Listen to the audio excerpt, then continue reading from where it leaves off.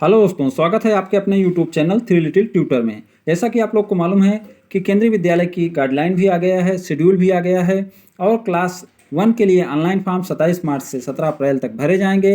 वहीं क्लास 2 और आगे की क्लासों के लिए फॉर्म 3 अप्रैल से 17 अप्रैल तक भरे जाएंगे। और इस गाइडलाइन में कुछ चेंजेज हुए हैं, वो चेंजेज मैं लेके आया हूँ और मैं वो चेंजेज आपको बताऊंगा। जैसे कि आप लोग भी जानते हैं कि इस बार चेंजेज बहुत कम हुए हैं, ज़्यादा चेंजेज नहीं हुए हैं, जितना उम्मीद थी उतने चेंजेज नहीं हुए हैं।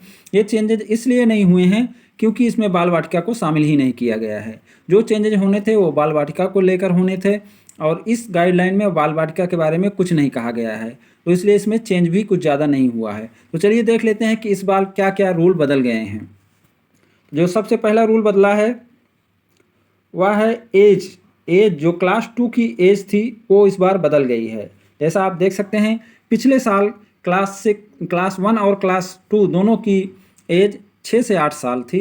इस बार क्लास 1 की एज तो 6 से 8 साल है, लेकिन क्लास 2 की एज बदल गई है और वह हो गई है 7 से 9 साल। और क्लास 3 की भी 7 से 9 साल है, माने दोनों की एज सेम हो गई है। पिछले बार क्लास 1 और क्लास 2 की एज सेम थी, इस बार क्लास 2 एंड क्लास 3 की एज सेम है। तो एक बदलाव ये हुआ है। और एक चीज़ ध्यान देंगे कि इस बार जो बदलाव हुए हैं उसको केंद्रीय विद्यालय संगठन ने रेड कर दिया है, लाल कर दिया है, ताकि लोगों को अच्छे से समझ में आए, लोगों का वहाँ ध्यान जाए। तो जहाँ जहाँ रेड है वहाँ वहाँ पे बदलाव हुए हैं। तो चलिए और देख लेते हैं कहाँ पे बदलाव हुआ है। एक बदलाव इसमें हुआ है कि जो लोग सरकारी नौकरी में थे और वो फॉर्म भरने के बाद उनका ट्रांसफ़र होता था, उनके लिए जो रूल था उसमें थोड़ा सा बदलाव हुआ है। जैसे पहले जो रूल था वो ये था कि जो लोग सरकारी नौकरी में रहें और 20 सेशन में उनका ट्रांसफ़र हो जाता है तो उनके बच्चों का एडमिशन केंद्रीय विद्यालय में हो जाता था और उसके लिए प्रिंसिपल को अथॉरिटी दी गई थी, प्रिंसिपल को पावर दिया गया था कि प्रिंसिपल उनका एडमिशन ले लेगा। तो सेम चीज़ इस बार भी है, लेकिन इसमें क्या किया गया है, करंट एकेडमिक सेशन जोड़ दिया गया है। करंट एकेडमिक सेशन का मतलब है कि ऐसा नहीं है कि सेशन ख़त्म हो गया है तब भी एडमिशन होंगे। तो वो नियम वही है, केवल इसमें करंट एकेडमिक सेशन जोड़ दिया गया है और यही चीज़ अगले में भी जोड़ा गया है। दोनों में अंतर क्या है, यहाँ क्लास स्ट्रेंथ का और समय का अंतर है, बस, और कोई अंतर नहीं है। जो नेक्स्ट चेंज हुआ है वो हुआ है स्पेशल प्रोविज़न में। स्पेशल प्रोविज़न में भी कुछ चेंजेज हुए हैं, उनको भी हम देख लेते हैं। जैसे children orphan due to COVID-19 pandemic will be consider for the admission over and above the class stand under the PM care for the children scheme. The admission will be done on the basis of list given by district magistrate of the concern district subject to 10 children per KV and maximum 2 children per class. These children will be exempted from payment of fees, tuition fee, computer fund and VVN from class 1 to class 12। तो उसमें बताया गया है कि ऐसे बच्चे जो COVID-19 के कारण अनाथ हुए हैं उनको ओवर एंड एबो क्लास में लिया जाएगा, मतलब उनका डायरेक्ट एडमिशन होगा। और ये एडमिशन को किस आधार पे होगा, जो वहाँ का DM होगा वो लिस्ट देगा तो उसके आधार पे उनका एडमिशन होगा। प्लस 10 चिल्ड्रेन का मतलब 10 चिल्ड्रेन का ही एडमिशन पर KV में हो सकता है और पर क्लास 2 चिल्ड्रेन, मतलब पर क्लास 2 बच्चे का ही एडमिशन हो सकता है। ये एक लिमिट लगाई गई है।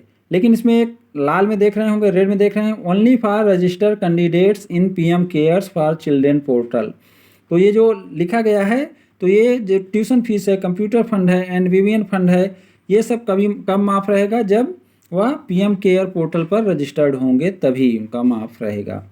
नेक्स्ट जो चेंज हुआ है वह है 50 admission Kendriya Vidyalaya for wards of group B and C employ of central police organisation that is CRPF, BSF, ITBP, SSB, CISF, NDRF and Assam Rifle under the Ministry of Home Affairs, posted for internal security, border guarding, disaster response and other difficult area based on list provided by the MHA।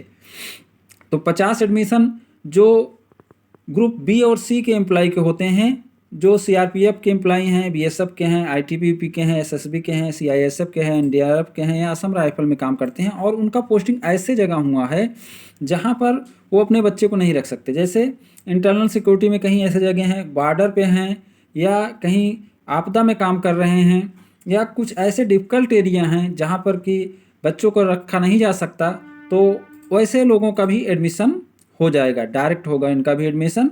लेकिन इसके लिए उनको जो list provide की जाएगी वो MHA के द्वारा प्रोवाइड की जाएगी। लेकिन इसमें क्या नया चीज़ जोड़ा गया है, after issuance of order from KVS headquarters, इनके लिए केवीएस हेडक्वार्टर से आदेश निकलेगा, मतलब वो अप्लाई करेंगे फिर केवीएस हेडक्वार्टर से आदेश निकलेगा तभी उनका एडमिशन होगा। और एक जो चेंज आया है वो admission of ward of arm force paramilitary forces के बारे में है। Automatic admission of children in the केंद्रीय विद्यालय on the basis of transfer certificate issued by school following NCERT CBSE curriculum and syllabus and run by arm force. तो ये जो कोटा मिलता था, जो इनको ये फ़ायदा मिलता था, उसमें ये शर्त जोड़ी गई है कि ये तभी मिलेगा, उनके बच्चे का केवी में एडमिशन तभी होगा जब वो ऐसे स्कूल से होंगे जिसमें एनसीईआरटी और सीबीएसई कैरिकुलम या सिलेबस लागू है। तो ये चेंज थे, इतने ही चेंज हुए हैं इस बार, बाकी कोई चेंज नहीं हुआ है। तो ज़्यादा कोई चेंज नहीं है, ज़्यादा चेंज स्पेशल प्रोविज़न में है, जो कि स्पेशल प्रोविज़न सभी के लिए लागू नहीं रहता। तो आम लोगों के लिए केवल एज में चेंज दिख रहा है, बाकी कोई चेंज है नहीं। तो उम्मीद करता हूँ कि आपको ये समझ में आया होगा। अगर ये वीडियो अच्छा लगा हो तो इसे लाइक, शेयर एंड सब्सक्राइब करें। Thank you for watching.